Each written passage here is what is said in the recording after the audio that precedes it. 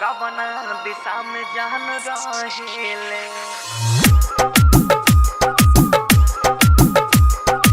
DJ मिठू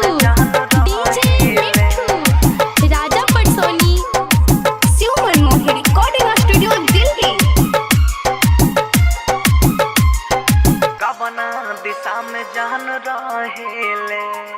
हमके बता दे रे पुरवा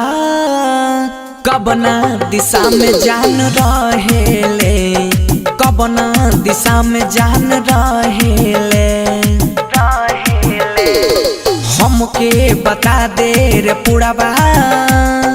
कवना दिशा में जान रहेले कवना दिशा में जान रहेले पागल दिलावा रहिया निहारे बिरही के मारना सहेले हमके बता दे रे पुरवा कवना दिशा में जान रहेले कवना दिशा में जान रहेले। डीजे मिठू राजा पटसोनी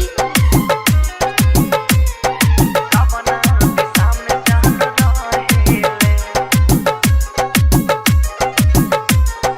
कवना दिशा में जान रहेले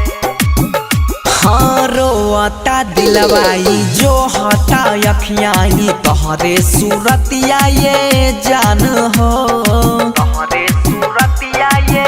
जान हाँ रोता दिलवाई जो हटा अखियाई तोहरे सूरतिया ये जान हो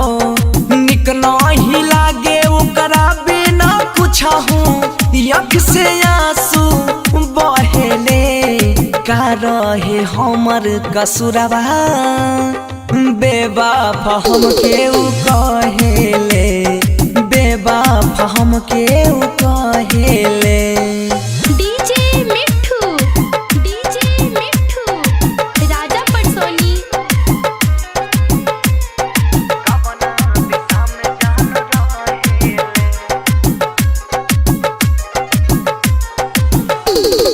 कवना दिशा में जान रहेले प्यार उ बचपन के बात लड़कपन के कैसे के हम भूल जाई हो कैसे के हम भूल जाई हो प्यार उ बचपन के बात लड़कपन के कैसे के हम भूल जाई हो भोरबा उ कोरबा में बैठो तो रहले बहुते याद उ आवेले मंगिया में भर के सेनुरवा बंसी के प्यार में बहेले अभय के प्यार में बहेले पागल दिलावा रहिया निहारे बिरही के मारना सहेले हमके बता दे रे पुरवा कवना दिशा में जान रहेले कवना दिशा में जान रहेले।